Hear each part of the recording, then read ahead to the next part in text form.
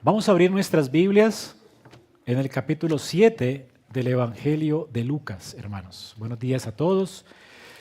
Estamos predicando de manera expositiva el Evangelio de Lucas y hoy nos corresponde el capítulo 7. Y antes de leerlo, les quiero hacer una pregunta. No sé si a ustedes les pasa, pero normalmente siempre mi corazón se pregunta, ¿lo estoy haciendo bien? ¿Estoy dando la talla? Y esto normalmente sucede en nuestras vidas, en nuestros trabajos. ¿Estoy haciéndolo bien? ¿Me van a echar? ¿Estoy cumpliendo con mi responsabilidad? En la casa, ¿lo estoy haciendo bien? ¿Será que estoy haciendo el trabajo bien? ¿Sí les ha pasado? Estamos viviendo constantemente haciéndonos esa pregunta. ¿Estoy dando la talla en el colegio, en la universidad? Nosotros vivimos en una cultura que respira lo que llamamos lógica del mérito, ¿no? La lógica de los méritos. Desde niños, aunque nadie nos enseña, vivimos tan inmersos en esta lógica que la aprendemos, está inmersa en nosotros. Como funcionamos así, es la forma en que pensamos, ¿verdad? Es decir, que creemos que lo que somos está como ligado a lo que nosotros producimos. El valor de nuestra vida, de lo que realmente somos, en esencia es lo que hacemos, los likes que tenemos, la aprobación de las personas por las cosas que hacemos, nuestro último éxito. De hecho, en esa lógica, el descanso es para los débiles. ¿Quién nos ha sentido mal descansando? ¿Cierto? Bueno, yo recuerdo que yo trabajaba y me enseñaron con esta lógica que salía de vacaciones y yo me sentía como un vago, ¿cierto? Hay que trabajar, hay que hacer, hay que lograr, ¿verdad? O no te sientes triste cuando no tienes likes en Facebook. Ay, publiqué esto y como que nadie lo vio. Soy un miserable, ¿cierto? Como que todo nos presiona a vivir con esta lógica. Y además, esta lógica se cuela en la iglesia, en nuestra relación con Dios. ¿No le ha pasado que lleva usted una contabilidad invisible en su cuaderno de la mente, ¿no? De buenas obras, del servicio que usted tiene, no sé, de su sinceridad, de su generosidad, como que ya tienes un cuaderno de méritos. Y cuando te pasa algo malo dices, uy, ¿será que no? ¿Qué hice? ¿Qué dejé de hacer? Es que no oré. Es que se me olvidó ofrendar, por eso es que me echaron del trabajo. No, es que, ¿no le ha pasado? Usted comienza a ser chulo, saber qué es lo que está pasando con su vida, en qué fallé, ¿cierto? Porque algo está mal con usted. Va algo mal con la iglesia y dice, ¿en qué fracasé? A ver, chuliemos, ¿cierto? La lógica del mérito. Tenemos un currículum espiritual, ¿verdad? Y si es bastante bueno, de hecho, nos lanzamos a pedir algo a Dios pensando, Señor, yo veré, ¿no? Mire cómo estoy diezmando. Yo veré si las puertas no se abren en mi trabajo. Mire lo generoso que he sido. Mire lo que estoy haciendo. Y hay cuando Dios no nos responde, ¿verdad? Nos resentimos. Uy, tanto que me he esforzado por ser pastor. Ay, tanto que me he esforzado por entregarle mi vida a la iglesia y mire lo que pasa. ¿Cierto? Mérito. Y el pasaje de hoy, hermanos, viene como una locomotora a arrastrar con esa lógica y a destruirla por completo. El texto que vamos a leer nos habla de un oficial que sí que tenía méritos, un oficial respetado, generoso, con buena fama, o sea, todo el mundo le daba likes, era famoso en la región. ¿Listo? Los ancianos, de hecho, de la ciudad estuvieron dispuestos a promocionar su currículum delante de Cristo. Miren lo que Él ha hecho. O sea, si usted no lo ayuda, usted es muy malo, Señor. Usted tiene que ayudarlo porque mire todo lo que Él es, lo buena persona que ha sido. Él es digno de que tú le concedas esto, Señor. Sin embargo, Lucas hace un juego de palabras, como lo vamos a ver hoy, y nos muestra el corazón de este hombre, que no está reclamando mérito alguno y dice, yo no soy digno. ¿Y saben qué sucede? Jesús se maravilla. Es un texto que habla, de hecho el único texto en la Biblia que Jesús se maravilla por algo bueno en el hombre. Y lo único bueno que él ve, por lo cual él se maravilla, es la fe de esta persona.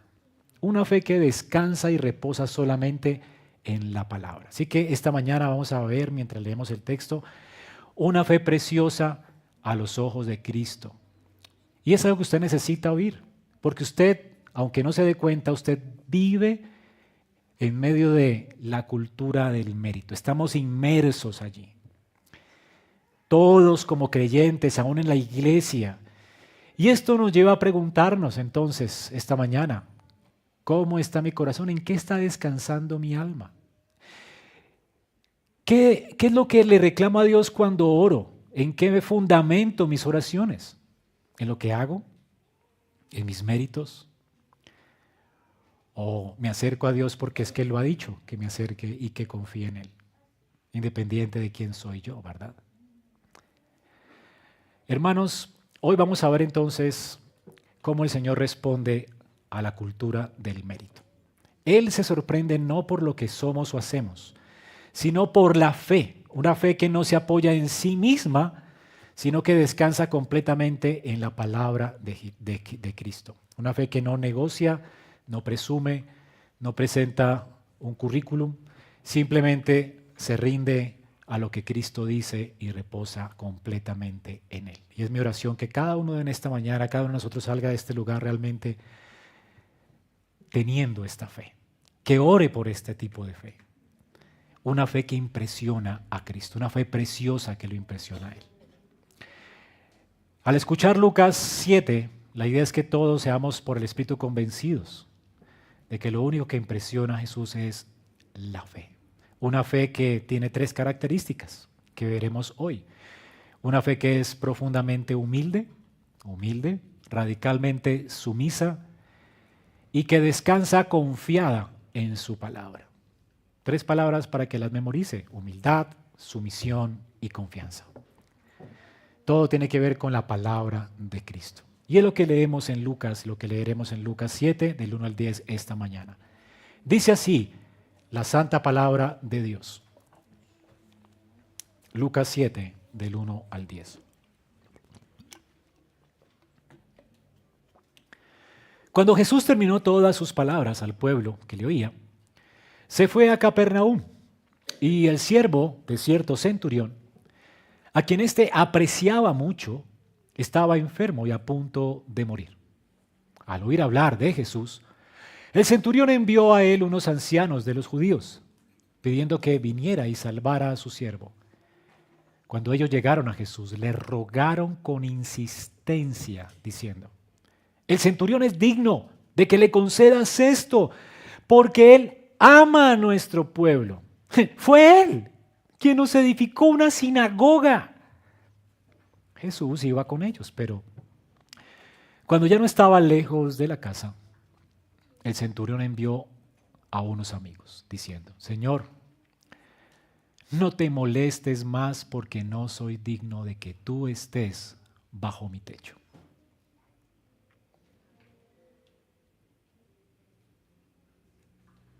Por eso, ni siquiera me consideré digno de ir a ti. Tan solo di la palabra y mi siervo sanará. Pues yo también soy hombre puesto bajo autoridad y tengo soldados bajo mis órdenes. Y digo a este: ve, y va. A otro: ven, y viene. Y a mi siervo: haz esto, y lo hace. Al oír esto, Jesús se maravilló de él. Y volviéndose, dijo a la multitud que lo seguía: les digo que ni aun en Israel he hallado una fe tan grande. Cuando los que habían sido enviados regresaron a la casa, encontraron sano al siervo. En primer lugar, veamos la primera característica de una fe que impresiona a Jesús. La humildad. Una fe humilde ante la palabra. Una fe que deja de lado todo mérito y se acerca con las manos vacías a Cristo para recibir todo de Él. Noten aquí que el texto comienza diciéndonos que Jesús, después de predicar el sermón de la montaña, regresó a Capernaum. Capernaum era el lugar donde Jesús normalmente habitaba. Allí era su lugar de operaciones. Cada vez que él salía a predicar, regresaba a este pueblo, a este lugar. Él está en Capernaum y allí en Capernaum hay un centurión. ¿Qué es un centurión? Para el tiempo de Roma, un centurión era un oficial al mando de 100 hombres. De allí viene la palabra centurión. ¿Sí? 100 personas estaban bajo su cargo. Es decir, hombres que le servían. Y este hombre normalmente estaba en este cargo porque se lo ganaban con bastante esfuerzo. Era como un general del ejército, algo así. Para estar en esa posición, esa persona tuvo que haber peleado batallas, tener medallas, condecoraciones, cierto rango a causa de su fidelidad a la patria, a Roma, y también su fidelidad, por supuesto, a su cargo, a su puesto, habiendo sido un soldado. Así que era un hombre con heridas de guerra, un hombre que todo el mundo tenía que respetar, ¿sí? Entonces imagínense ya un hombre bien puesto, todo un varón, de unos 40, 50 años, que ha peleado muchas batallas ocupando este cargo y teniendo bajo su cargo 100 soldados. ¿Qué hacía normalmente un centurión con estos 100 soldados? En Capernaum, siendo este lugar estando bajo Herodes Antipas, este hombre obedecía las órdenes de Herodes Antipas y por supuesto del César. Había como una cadena de mando. ¿Qué hacía este hombre bajo las órdenes de Antipas?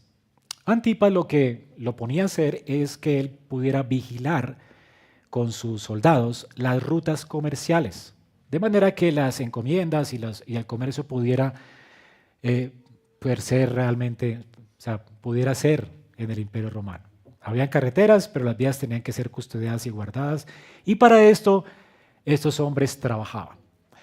Normalmente también estos hombres se ocupaban de vigilar no solo las rutas, sino las aduanas, los puestos de aduanas, para que no robaran, etc. Y especialmente las mesas de los tributos públicos. O sea que alguien como Mateo, por ejemplo, era custodiado, guardado por el centurión, por los centuriones.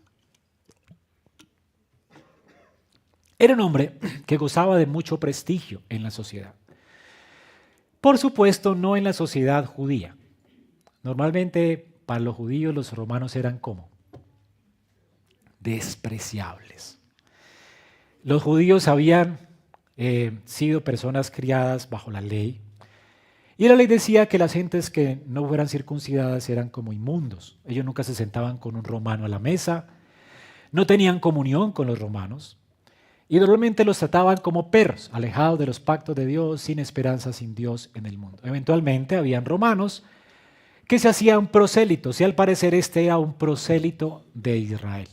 Un prosélito era como un discípulo de los judíos, que simpatizaba con Jehová, que no adoraba a los dioses paganos de Roma.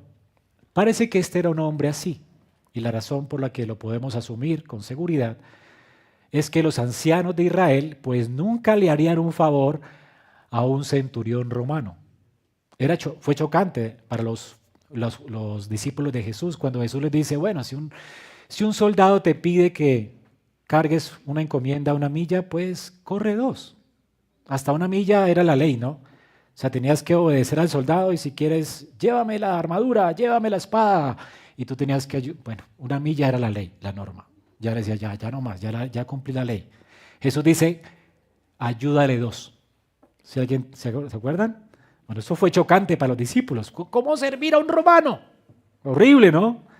Pero el Señor nos llamó en el Sermón de la Montaña a amar a nuestros enemigos. Pero este no era el caso, este no era un enemigo de Israel, era un amigo de Israel, un prosélito. Alguien que simpatizaba con el Dios de Israel, con Jehová. Al punto de que había construido una sinagoga. Es decir, que de su bolsillo había ofrendado para la construcción de este lugar de adoración.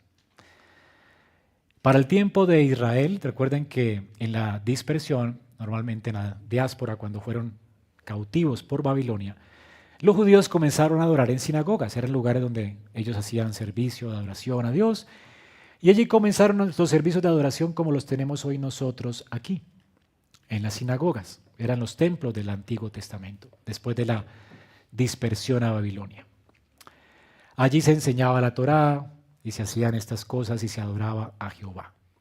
El centurión había construido esta sinagoga para la adoración a Jehová, curioso, ¿no? De su bolsillo. Curiosamente, la inversión de él ha permanecido hasta nuestro tiempo. Hoy se pueden ver en Capernaum hay una sinagoga construida sobre la base de la que construyó este centurión. O sea que él invirtió buena plata, fue muy generoso con su ofrenda. Todos lo sabían y por eso los ancianos le van a hacer el favor de ir a interceder por él a Jesucristo. Segunda cosa particular de este hombre. Noten que era un hombre que creía en Jehová, simpatizante de Israel, amaba al pueblo de Israel, ofrendaba mucho, ¿verdad?, para la edificación de la sinagoga. O sea, todo esto es buenísimo, ¿no? Y de hecho hasta el día de hoy lo necesitamos. Necesitamos gente que apoye la iglesia, que bueno, increíble, lo amaría la iglesia. Era alguien muy dadivoso. Pero noten algo diferente a los romanos de ese tiempo y a los jefes de ese tiempo. Para el tiempo de Roma, normalmente un hombre se le consideraba el patriarca de su casa. ¿Qué significaba esto en una cultura patriarcal?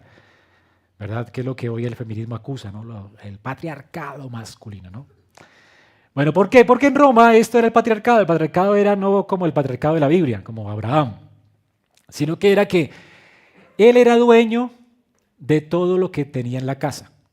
Es decir, él era el dueño de la mujer, de la burra, de los esclavos, ¿verdad?, de todo. Entonces es que él tenía como la patria potestad o la potestad de todo. Es decir, que todos eran siervos útiles para él. Es decir, como instrumentos que hablaban, instrumentos de trabajo que hablaban. La única diferencia entre la mula y el siervo es que el siervo hablaba, ¿verdad?, y a veces se quejaba o lo que sea, pero la burra no. Pero era parte de sus posesiones y así trataban los romanos a sus criados. Nunca le pedían el favor, ¿verdad? No le suplicaban. Tampoco iban a llorar por ellos porque se enfermaban. ¿Ok? Pero este hombre amaba a sus empleados. Y amaba especialmente a un empleado que estaba enfermo. Estaba clamando por él, sufría por él al punto de que al escuchar que Jesús había venido a este mundo, que el Mesías de Israel había venido a este mundo, como leímos en Isaías, que ya Juan el Bautista estaba preparando el camino para que él entrara, como dice Isaías, y que él es Dios con nosotros, como decía Isaías, y que él vino a salvar, él envía una comisión para que Jesús, noten que no dice el texto, para que sane a su criado. ¿Lo notaron o no? La palabra que se usa allí es la misma para salvación, para que salve a su criado. Dice aquí el texto, vayan y díganle para que salve a mi criado. Versículo 7, ¿no? No, claro.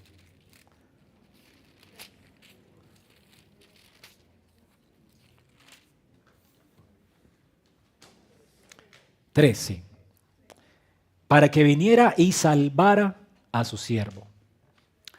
Él quiere que su siervo se salve. Él cree que Cristo es el Salvador que vino a esta tierra. Increíble, ¿no? esta fe lo mueve a suplicar a Jesús que venga a salvar a este criado. Él es el Salvador, pues que venga a salvarlo. Vayan, llámenlo. Él es la única esperanza para mi criado. Y por supuesto, por implicación, él entiende que Jesucristo es la única esperanza para él. Él se reconoce como un pecador en el texto después, ¿no? Así que este hombre con prestigio, dadivoso, manda a Jesús para que salve a su criado. Noten que los oficiales van como una comisión delante de Jesús y sacan la casta del hombre, ¿no? Como van a hablar las mujeres esta tarde. Entonces sacan la hoja de vida. Cualquiera contrata a alguien así, ¿no? Esta persona es buena. O sea, merece Jesús, Él merece que tú le sanes a ese criado. ¿Y qué hacen para convencer a Jesús que vaya con ellos? Es que hasta nos construyó una sinagoga. O sea, le debemos la adoración. Adoramos porque Él donó el lugar de servicio. Si no fuera por Él, no estaríamos adorando a Dios, ni predicando su palabra. Este hombre nos ama y nos edificó una sinagoga. Es increíble, o sea, con razón. Jesús tiene que ir, ¿cierto? Ahora Jesús mientras camina y les escucha, misericordiosamente Él sabe todas las cosas. Él conoce el corazón del criado. Él conoce ya la fe de este hombre, Él es Dios con nosotros. Así que Él camina y la intención de Jesús al caminar no es porque Él piensa que Él es el mejor hombre del mundo y que vale la pena ayudarlo, no. Jesús sabe que este hombre, las palabras de este hombre van a edificar a todas estas personas que estaban con esta cultura del mérito en la cabeza. Jesús va a destruir esta cultura. Y Jesús sabe que la respuesta del centurión va a destruir la cultura del mérito en Israel. Así que Él va con ellos. Y noten el juego de palabras que usa aquí el texto de Mateo. Jesús va con ellos. Ellos le han dicho, es digno, ¿verdad? ¿Qué dice cuando se acerca a la casa? Antes de que siquiera entre, manda a él otra comisión. Me imagino que los de la comisión pasada llegaron, algunos se adelantaron para darle la buena noticia. Oiga, fíjese que Jesús viene. Ya viene, está ya a 3 cuadras. Le dijimos que usted nos construyó la sinagoga, le hicimos el favor, ya viene a sanar a su siervo. Entonces, como que, uy, ¿qué le dijeron? Que yo soy buena persona, que yo No. Mandó otra comisión, por favor, dígale que ni entre a esta casa, yo no soy digno. Noten el juego de palabras, ellos dijeron, Él es digno. ¿Qué dijo Él? No soy digno. No soy digno. Lucas usa estas dos palabras para mostrarnos un choque de cosmovisiones, un choque de espiritualidad, ¿verdad? La espiritualidad farisaica que tenía Israel, esa espiritualidad de la cual también Jesús se maravilló un día, ¿no? Porque dice, uy, esta gente, todas las cosas que hago y no creen a mi palabra, no me creen. Jesús se maravilló por la incredulidad de la gente, ¿no? Pero aquí vemos la otra, el choque, ¿no? La espiritualidad del currículum, del logro, del mérito, que recita todas las razones para convencer a Dios que le ayude. Tú tienes que ser bueno, tú tienes que salvarme, tú tienes que abrir el cielo de par en par porque yo soy buena persona. Eso no es lo que asombra nunca a Dios. Este oficial ha visto 2 cosas. ¿Quién es Jesús? Y viendo quién es Jesús, se ha considerado a sí mismo. Dice Juan Calvino con razón, que cuando tú comienzas a conocer a Dios verdaderamente, tú te comienzas a conocer a ti verdaderamente. Y es lo que está ocurriendo con este hombre. Él ha escuchado de Jesús, ha oído hablar a Israel de que Dios viene a salvar, ha reconocido a Jehová el Salvador en la persona del Mesías, en Cristo. Sabe que es el Hijo del Dios vivo, que viene a salvar a su pueblo. Y ahora que aprecia la gloria de Cristo y sin haberlo visto nunca, él se conoce a sí mismo y puede ver como Isaías vio. Apártate de mí, Señor, soy un hombre de labios inmundos. Puede ver en sí mismo lo mismo que vio Pedro en la pesca milagrosa. Señor, apártate de mí porque soy pecador. Cada vez que alguien puede ver el resplandor de la gloria de Dios en la persona de Cristo, puede ver su propia corrupción y aterrarse de su indignidad. Nadie que viene a Cristo viene con las manos llenas de cosas que ha hecho como razones para que Dios lo acepte. Viene con sus manos despojadas, desprovistas, para recibir solo de Él la gracia que Cristo está dispuesto a dar. Isaías 66:2 dice esto. Vamos a leer Isaías 66:2. Jehová dice, todo esto lo hizo mi mano, todas las cosas llegaron a ser, declara el Señor. ¿A quién miraré? ¿De quién me voy a asombrar si todo lo he creado? ¿Habrá algo que asombre al Creador? Si todo lo hizo Él, lo más asombroso es Él mismo, ¿verdad? Todo lo que Él creó debe llenarnos de asombro por quién es Dios. Pero ¿qué le puede asombrar al Creador de todo? Él es lo más maravilloso que existe. Y sin embargo Dios mismo declara que sí hay algo que lo puede asombrar a Él. A alguien contrito, arrepentido, que realmente entiende lo indigno que es delante de su presencia y que tiembla ante su palabra.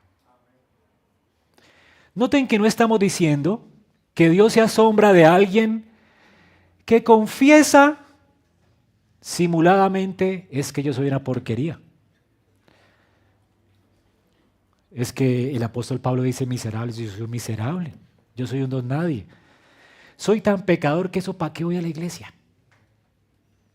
Soy tan terrible que para qué sirvo a Dios, eso para qué ser diácono, para qué ser pastor, para qué ser cristiano. Somos unas porquerías. No. Esto es una simulación de humildad. Porque la verdadera humildad no se queda simplemente reconociendo honestamente lo que la persona es, sino que la verdadera humildad respeta la cadena de mando. Tiembla ante su palabra. ¿Y qué dice su palabra? Que todo pecador puede venir a Él en arrepentimiento y fe y será salvo. Que todo pecador salvado por gracia va a ser santificado por Él también y por su Espíritu y su palabra. Dios no lo va a dejar como está. Que va a perseverar hasta el final. Así que la persona humilde no es solamente la que dice qué porquería soy. No. Sí reconoce que es una porquería. Pero también reconoce que por la gracia de Dios Él puede ser limpio. Que por la gracia de Dios Él puede ser salvo y tiembla ante esa palabra. Entiende que Dios puede tocar como tocó los labios de Isaías para purificar sus labios y hacerlos santos. Entiende que puede ser ahora un instrumento para su gloria en razón de que Dios en Cristo llevó todas sus maldiciones. Todas las maldiciones que merecíamos a causa de la porquería que somos, Cristo las llevó en la cruz del Calvario. Pero también esa persona humilde tiembla ante el hecho de que todas las bendiciones del pacto ahora son suyas en virtud de la obediencia perfecta de Cristo por nosotros. Eso es temblar ante la palabra. Es reconocer el hecho de que si soy bendito es por la obediencia de Cristo. De que si no soy maldito es porque Él se hizo maldición por mí en la cruz del Calvario.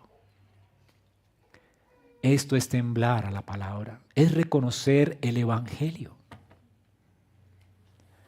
No soy digno, pero espero en su palabra. No soy digno, pero confío en su palabra. Sé que Él puede usar vasijas rotas. Sé que Él puede revestirme de su gracia para hacerme un siervo útil para su gloria. Esto es temblar la palabra del Señor. Ahora, ¿qué significa no soy digno en la boca de un centurión? Algunos comentarios dicen que, pues por supuesto que el hombre no se sentía digno como el centurión a quien Pedro visita, que le dice, no, yo soy perro, ¿cómo vienes a comer con un gentil? Bueno, no era esto lo que él estaba sintiendo. No era porque él se sentía ceremonialmente impuro, no, es que él se sentía pecador ante un Dios santo. Es la sensación de Pedro cuando dijo, apártate de mí que soy pecador. Pero a pesar de él, Cristo envió la palabra y bendijo su casa. No soy digno por mis obras. Esa era la razón por la cual él dice, yo no soy digno. Por mis obras no soy digno. Mis obras no pueden ser una moneda de cambio. No es que yo construí, edifiqué la sinagoga y ahora el Señor tiene que sanar a mi siervo. No, Él reconoce que no se trata de eso. Si Él va a salvar a mi siervo, es porque Él es el Salvador y punto. Si Él va a salvar mi familia, no es porque me he portado bien, porque he servido a la iglesia. Si Él va a transformar mi alma, no es porque yo soy buena persona, porque me bauticé. Es porque por lo que Él es y punto. Él es un Salvador. Él se apoya solo en Cristo, en su carácter y en su palabra. No soy digno y aún así pido por lo que Él es, no por lo que yo hago. Esto es la fe que impresiona a Cristo. Es una fe desnuda que abre la mano para recibir todo de Cristo. Pregúntate, hermano, cuando oras, ¿sacas tu expediente? Mira, Señor, mira. ¿Por qué es que no haces esto en mi vida? Es que ofrendé. Es que me bauticé. Es que vengo a la iglesia cada 8 días. Soy hijo del pacto, hijo de Israel. Pablo dice, todo eso lo he considerado como estiércol para ganar a Cristo. ¿Qué puede impresionar a Dios? ¿Que soy reformado? A Dios no le importa tu reforma ni tus creencias. Lo que Él ve y por lo que Él se impresiona es por una fe desnuda, una mano abierta que confía solo en Él y en su palabra. Esta es la fe que maravilla a Jesús. Empieza con manos vacías, una fe humilde. En segundo lugar, es una fe sumisa a su palabra, se somete a su palabra, confía en ella. Es decir, me pongo bajo la autoridad de Cristo. Noten lo que Él dice. Soy indigno, no tienes por qué entrar en mi casa. O sea, no tienes por qué estar aquí. Pero di la palabra. Ahora, el argumento de Él es increíble. Miren, le manda a decir a Jesús, di la palabra. De hecho, en Mateo dice que Él mismo habla, pero no hay discordancia. Simplemente es que Él va, pero en presencia de los que Él manda. ¿Ok? Entonces, muchas veces Mateo usa estos símiles, ¿no? En el sentido de que se toma una parte por el todo. sea que Él va, pero a través de los testigos. ¿Ok? Lucas está diciendo que Él va, pero los testigos son los que van. O sea, Él mismo manda a otros para que hablen con Jesús. Y le manda a decir, dile a Jesús, di la palabra y mi siervo sanará, porque yo también soy hombre. Miren el argumento de él, yo soy hombre que está bajo autoridad. Yo tengo una cadena de mando. El César manda a Herodes, Herodes me manda a mí, ¿verdad? Y yo mando a otros y todos aquí obedecen porque tenemos una cadena de mando. Todos representamos al César y a Roma. Así que todo el que esté bajo mis órdenes obedece por lo que yo represento a Roma. Así de simple. Todos me tienen miedo porque represento a Roma. Ven estos barcos que van avanzando hacia Venezuela, ¿no? Y las banderitas, ¿verdad? Y la gente le tiene miedo. ¿Por qué? Una potencia, ¿verdad? La bandera misma habla, intimida. Porque viene con barcos, buques, o sea, intimidante, ¿no? Eso doblega a cualquiera. Muestren los dientes y ya se doblega. ¿Por qué? Porque la bandera habla. Así que este hombre era temido en razón de que él representaba al César. Representaba a la república. ¿Has ido de noche en tu carro, bien de noche, 3 de la mañana, por las calles de Bogotá? Y ves el semáforo en rojo y ves que no pasa nadie, pero aún te quedas allí esperando. ¿Por qué lo hacemos? Por la autoridad que representa ese semáforo. Está hablándonos, nadie nos está viendo, pero ahí está la autoridad diciéndonos, detente. Y por temor a la autoridad, porque hay una cámara de pronto, no sé, mejor quedémonos aquí, ¿verdad? Nos da miedo. Es la autoridad hablando. No todos la respetan, pero los que somos creyentes, si no, ahí está la autoridad.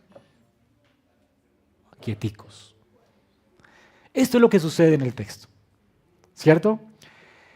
Noten aquí lo importante. ¿En qué confía este centurión? El centurión no pide que Jesús esté allí presente. Él no tiene que hacer eso. Ahora, no tiene que tener contacto con Él. Él no pide tocar a Cristo, pues, que el cuerpo esté allí. Él no necesita un contacto personal con el cuerpo para creer lo que es capaz de hacer el Salvador. Solo por el poder de su palabra. ¿Qué pide Él? ¿Él quiere la presencia física de Jesús? Pide la palabra. Di la palabra. Solo tu palabra basta para que se haga lo que tú quieras. Hermanos, hoy celebramos el sacramento de la cena. No confiamos en que el cuerpo de Jesús se convierta, o el pan se convierta en el cuerpo y en la sangre, ¿verdad? No creemos que esto es mágico, porque el cuerpo de Cristo no puede estar en todas partes. El cuerpo es real. Él es verdadero hombre, está sentado en el trono de Dios en las alturas. Él está en el templo celestial. Pero su palabra y su espíritu está aquí en este momento, hablando al corazón. Y por su palabra, los sacramentos no son de provecho, pero predicamos la palabra y servimos los elementos. Porque es por la palabra que son santificados, es por la palabra que no son de provecho, es por escuchar la palabra que sabemos que es verdadero alimento y comida para nuestra fe. Es solo por la palabra que anticipamos en estos elementos nuestra reunión con Él en gloria, que sabemos que Sion nos espera, que un día nos sentaremos a su mesa, porque su palabra ha dicho que esto es una ventana al cielo, que Él está aquí sirviéndonos a través del pastor, pero un día Él mismo se ceñirá y nos servirá. Pero su palabra está aquí y su espíritu que obra por medio de la palabra está aquí. Y donde está el espíritu está el Padre y está el Hijo. Y no tenemos que pedir que Él entre por esa puerta para saber que Él está aquí, porque lo dijo. Yo estaré con ustedes todos los días hasta el fin del mundo. Hermanos, Cristo está en este lugar porque lo dijo. Sale de esa puerta y tú vives de cara a Él todo el tiempo. Y tú tienes que saberlo mientras ves tu celular y mientras ves televisión y mientras hablas pensando que Dios no te está viendo, no te está escuchando. Él prometió: yo estaré con ustedes todos los días, no el domingo. Él es mi escudo. Él es mi fortaleza. Él prometió estar conmigo como poderoso guerrero para defenderme de mis adversarios. Él prometió que las puertas del infierno no van a prevalecer contra nosotros, que seremos como Josué, el comandante del ejército de Jehová, avanzando, destruyendo enemigos y tumbando puertas y fortalezas, porque Él lo ha dicho. El enemigo no podrá destruirnos, todo lo contrario, la iglesia seguirá avanzando a pesar de los tropiezos. El Señor seguirá cuidando nuestras vidas como el buen pastor. Tú no tienes que verlo físicamente o sentir escalofríos cuando oras para saber que Él está contigo en la enfermedad, en el dolor, en medio de valles oscuros. Tienes que saber que es verdad, porque Él prometió que Jehová es nuestro pastor y Cristo nuestro pastor está con nosotros cuando atravesamos valle de sombra de muerte. Él no tiene que sanarme para experimentar y saber que Él está conmigo. No tiene que hacer eso. Él prometió que en medio del dolor, la enfermedad, la persecución, Él va a estar conmigo. La fe que Cristo admira, que lo asombra a Él, es una fe que confía en su palabra, que descansa en ella completamente, que se somete a ella. Di la palabra, es suficiente. ¿Esa palabra es suficiente en tu enfermedad? Señor, sáname. Y si no, Señor, gracias, porque sé que estás conmigo. No me soltarás.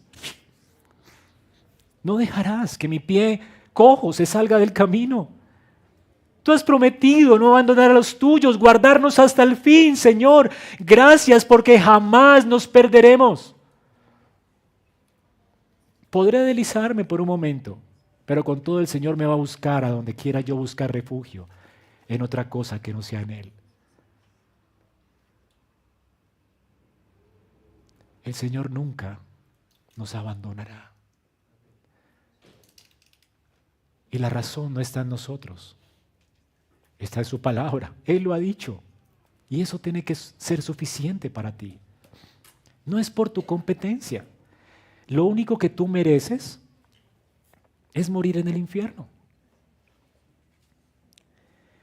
Y si sacas todas tus credenciales delante de Dios: Señor, en tu nombre echamos demonios, mira, fui evangelista, predicamos, tocamos puerta a puerta, fuimos buenos esposos, fuimos buenas esposas, buenos hijos. Mira, Señor, mira lo bueno que soy. En el sermón de la montaña, Jesús le dijo a estas personas: apártense de mí, les dirá mi Padre, malditos. Nunca los conocí. Nunca les miré con admiración. No ganaron mi asombro. ¿Tú crees que Dios asombra por las cosas buenas que haces? No. ¿No dice la palabra de Dios que cuando hagamos algo bueno digamos que siervo inútil soy, porque lo que tenía que hacer, eso hice? ¿Quieres que te feliciten por portarte como una persona normal? ¿O para qué fuiste creado? ¿No fuiste creado para decir la verdad? ¿No fuiste creado para adorar a Dios? ¿No fuiste creado para la gloria de Dios y venir aquí el domingo? ¿No fuiste creado para conocer a Dios y disfrutar de Él para siempre? ¿Y quieres que te feliciten por eso? ¿En serio?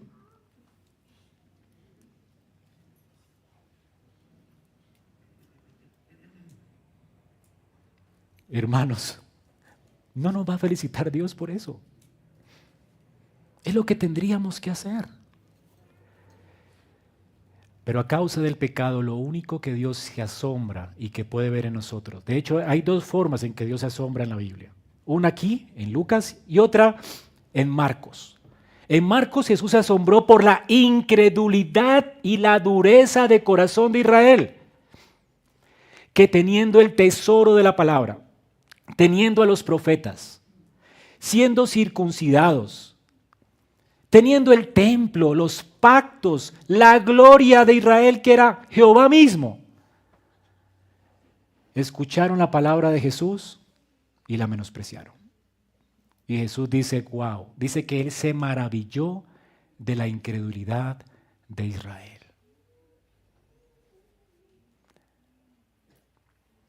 Somos propensos como iglesia a endurecernos como Israel, a pensar que Dios nos debe un favor porque somos buenos maridos, porque somos buenas esposas, porque es que me bauticé, porque soy un buen hijo, porque es que me porto bien.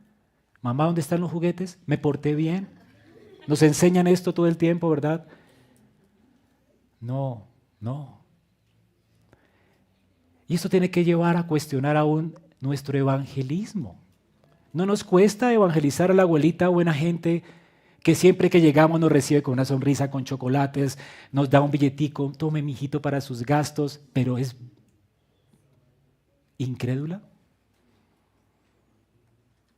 Le reza a 1000 santos, eso sí, incrédula, devota a la Virgen del Carmen, a no sé qué, o a cualquier cosa de esas, pero menos a Cristo, ¿no? Pero no nos da temor diciendo, pues ¿para qué la abuelita ya se va a morir? O sea, va a ir al infierno. Jesucristo dijo, yo soy el camino, la verdad, la vida. Nadie viene al Padre sino por la iglesia. Por la iglesia reformada. Nadie viene al Padre sino por mí. No importa si estás aquí hoy, si has sido bautizado aquí en la iglesia. Si tú no confías en Cristo, estás frito. Y si tus amigos no confían en Cristo, por más buenas personas que sean, están yendo rumbo a la destrucción. Dios no tendrá piedad de aquel que rechaza a Cristo y hace de Él el fundamento de su vida. Se refugia en Él como la única roca de su salvación. Si tú amas a alguien, le hablarás de Cristo solamente. ¿Amas a tu abuelita? Sométete a la palabra. Cristo ha dicho que no hay salvación aparte de Él. Esto nos debe motivar, no solamente a confiar en la palabra, sino a obedecerla, a venir nosotros mismos a Cristo, a confiar en Él y a traer a otros a Cristo para que confíen en Él. Porque no hay otro mediador entre Dios y los hombres, sino solamente uno, Jesucristo, hombre. No importa cuál sea tu religión, si Cristo no es el fin último de tu existencia, sobre quien fundamentas tu fe, sobre quien edificas tu vida, y sobre su palabra no es sobre quien tú edificas tu casa, la iglesia, entonces no hay nada y perecerás para siempre bajo la ira de Dios. Pero no hay condenación para el que está en Cristo, hermanos. ¿Confías en su palabra? Este hombre confió en ella. ¿Notan cómo lo hizo? Con humildad. Hay una cadena de mando. Él representa al Padre. No tiene que estar aquí. Di tu palabra. Di tu palabra y las cosas van a ocurrir. Tu palabra cambia mi casa, tu palabra cambia la iglesia, transforma nuestras mentes, ilumina nuestro entendimiento. Tu palabra. Yo amo los credos de la iglesia. Me encanta la tradición de la iglesia. Pero la palabra es suficiente. Y tenemos que descansar sobre ella, nada más. Sola escritura, solo Cristo, sola gracia. Hermanos, Cristo sigue reinando este mundo por su palabra y su espíritu. En tercer lugar, confianza, confianza. sometimiento, humildad, pero confianza. Vimos humildad, sumisión y confianza. ¿Descansas completamente en Cristo? ¿Sabes que solamente Él trae salvación? Jesús, noten que se maravilló de Él y volviéndose dijo a la multitud que le seguía. No solo se maravilló, lo dijo. Os digo que ni aún en Israel he hallado tanta o semejante fe. Al regresar a casa, los que habían sido enviados hallaron sano al siervo. Lucas quiere poner para Teófilo el acento donde tiene que estar, no en el milagro, sino en la palabra. ¿Notan eso? Jesús se maravilla por la palabra. ¿Por qué? Por la fe de este hombre. El Señor se sorprende por un corazón que descansa en humildad en la palabra. Y observen, Jesús no se asombra por cuando llegó y vio la sinagoga. No, pues con razón, tengo que hacer el favor, ¿no? ¿Cierto? Pero no, ya vi que es bueno, todo el mundo aquí lo quiere mucho, es una buena persona. Se maravilla porque este hombre se ha apoyado completamente en él cuando le dijo, di la palabra y listo. No tengo que ver, ni siquiera tengo que verte para saber que tú eres poderoso para salvar. Eso tuvo que calar en el corazón de, ¿se acuerdan que a quien le escribía Lucas era un centurión romano y gentil? Centurión, bueno, era seguramente un dignatario romano gentil. El punto es que Teófilo está leyendo esto y entiende que él no es judío. Y Lucas le está diciendo, hermano gentil, no te preocupes. Él nunca vio a Jesús, nunca lo había visto. Pero Lucas está diciéndole, mira, aquí está la palabra de Cristo. ¿Vas a creer en ella como este hombre? Ni siquiera vio a Jesús nunca. Y la palabra oró en su vida y en su corazón. La palabra de Cristo sola transforma. No necesitas verlo, Teófilo. No necesitas ser engañado por estos falsos profetas. Me tomé un tinto por Jesús. Ay, yo nunca lo he visto. Eso no es fe. Eso es vivir por vista. Es que no he sentido escalofríos. Eso no es vivir por fe. Es vivir por sentimientos. Aunque nada sienta, aunque nada vea, como el centurión, ¿confías en su palabra? Ahora, cuando el centurión confió en la palabra, di la palabra y mi siervo sanará. Él estaba seguro de esto antes de que el siervo sanara. ¿Ven? ¿Ven la fe? Él no está pidiendo pruebas, él está confiando en que Él salva y punto. Jesús dice, ni aún en Israel. Jesús no está recriminando a Israel, está dolido con Israel. A Él le duele, le impresiona que Israel, teniendo la ley, el culto, las promesas, los profetas, no hayan creído. Y sin embargo, un gentil, impuro a los ojos de muchos, incircunciso, entiende lo que tantos en Israel no han entendido, que la palabra de Cristo es suficiente. Aquí Lucas pues vuelve a tocar el tema. El Mesías de Israel, el poderoso de Israel, ha venido a este mundo para salvar a las naciones, no solamente los judíos. Aquí hay un gentil salvo, de manera que Teófilo, Cristo puede salvarte por el poder de su palabra. ¿Vas a creer en el Evangelio? ¿Vas a confiar en Cristo? Amado hermano que estás aquí, ¿esta es tu confianza hoy, esta tarde? No confíes en tus privilegios. El privilegio no garantiza fe. La pregunta no es si estás dentro de la estructura correcta, de la iglesia correcta, si te instruyeron correctamente en el bautismo correcto. Si tu corazón descansa en Cristo y su evangelio, tú estás seguro. Y a la vez alégrate cuando Dios encienda esta misma fe en otros que no encajan en tu mente, ¿no? Todavía. Porque Dios es experto en sabotear nuestra meritocracia, ¿no? No te asombres cuando Dios cambie gente perversa. Tú estás orando por gente, ¿no? Y a veces Uno se asombra. ¡Ah! ¿No? ¿Qué incredulidad, no? O sea, ¿para qué usted ora por los impíos? ¿No es para que se arrepientan? Ay, pero mire, llegó. Pues, ¿no es lo que espera usted? Que por la palabra del Evangelio la gente se arrepienta. Debemos predicar esperando en Dios. Debemos orar esperando en Cristo. Debemos esperar en Él porque Él lo ha dicho en su palabra, que confiemos en Él. Note la secuencia. Jesús alaba la fe, después los mensajeros regresan y ¿qué encontraron? Al siervo sano.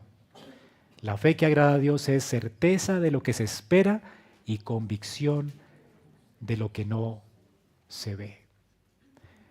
Hermanos, Él es el Señor cuya voz de autoridad ordena todo. En sus manos está el poder de la vida y de la muerte. El Salmo 107:20 dice, Él envió su palabra y los sanó y los liberó de la muerte. Es lo que está ocurriendo aquí. Ahora usted se va a enfermar y seguramente Dios no va a obrar en su vida para salvarlo de la enfermedad. Pero esta sanidad es una sanidad también escatológica. Nos está revelando el fin de la historia. Cristo vino a este mundo para enjugar toda lágrima de los ojos, para quitar toda enfermedad. Mientras el Rey estuvo presente, nos mostró o nos dio a gustar un pedacito de cielo en la tierra. Ahora Él está presente en el reino del Señor. Y cuando Él venga en gloria con voz de mando y trompeta de Dios, lo que ocurrió aquí ocurrirá con nosotros. Nuestros cuerpos serán transformados, estamos vivos en un abrir y cerrar de ojos, en cuerpos que nunca verán la muerte. Y si ya has muerto, vas a resucitar de la muerte y vas a estar para siempre con Cristo en gloria. Porque Él lo ha dicho, es lo que va a ocurrir al final. Así que tenemos aquí simplemente un anticipo escatológico de la realidad de que Cristo esté presente en esta tierra. Cuando Cristo regrese en gloria, todos los muertos resucitarán. Unos para condenación eterna y otros para vida eterna. ¿Quiénes irán a vida eterna? Los que han confiado en Él como ustedes hoy. Como este centurión romano, que confía en su palabra. Hermano, ¿tienes esta confianza? Hablamos en el catecismo de la confianza. A veces se pierde, ¿no? A causa de nuestros pecados, a causa de... Pero Dios quiere afirmar esa confianza. ¿Has pecado? ¿Te sientes culpable? Pues allí está, confía. ¿Qué dice la palabra? ¿Qué dice Cristo? Echa sobre mí tu carga. Si tus pecados fueren rojos, como el carmesí, serán blancos como la lana. No hay pecado que Él no pueda quitar. ¿Vas a confiar en Él esta mañana? Sí, eres un perverso, pecaste, eres terrible. Confesarás tu pecado y dejarás que Él te limpie y quite tu maldad. Él lo ha dicho. Y la razón, no es que Él barre debajo de la alfombra, no es que Él murió por ese pecado. Él ya pagó, dice el Señor. Él es fiel y justo, no dice Él es fiel y misericordioso. Él ya hizo justicia. Tú mereces la muerte, Él la llevó en la cruz del Calvario. ¿Recibirás esa palabra? ¿Saldrás de aquí perdonado completamente sabiendo que Él es quien perdona tus iniquidades, quien sana tus dolencias, quien quita la culpa de tu vida? Confiarás en Él y tendrás la libertad de acercarte a Él para que Él sostenga también tu vida, reconociendo que separados de mí nada podéis hacer. ¿Vivirás esta semana en dependencia de Él? ¿Expondrás tu mente a su palabra para que Él te limpie, como Él ha dicho que Él nos limpia para que llevemos más fruto? No esperes dar fruto para ser limpio. Medita en su palabra de día y de noche. Tu camino prosperará, Él lo ha dicho. Y todo te saldrá bien. ¿Esperarás que las cosas salgan bien para servir a Cristo? No. Ven a Él, ven a Él. Él traerá paz a tu alma. Te hará sentir su presencia y su compañía. Nunca más te sentirás solo. No pensarás, pobre de mí, solito. No, ven a sus pies. No han habido momentos más dulces en la existencia mía que cuando he estado solo y lleno de temores y me he acercado a Cristo y Él no los quite todos, me haya hecho sentir el hombre más pleno de esta vida, porque su palabra tiene peso. Siempre salgo más liviano delante de Él. Siempre salgo libre, con más pasión por seguir anunciándolo. Porque siendo vil entiendo que Él me reviste de su gracia. Porque siendo inmundo Él quita mi pecado. Ese es tu Salvador, hermano. Saldrás de aquí y confiarás en Él. Tendrás esta fe del centurión. Abre tu mano y recibe a Cristo como Él nos ha sido ofrecido a través de su palabra. Vamos a orar.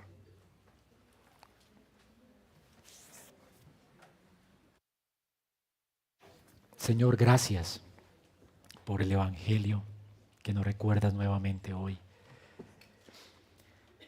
Gracias porque somos salvos por tu palabra, renacidos por tu palabra y aún seguimos siendo sostenidos hoy limpios para que llevemos más fruto por el obrar y el accionar de tu palabra en nuestras vidas.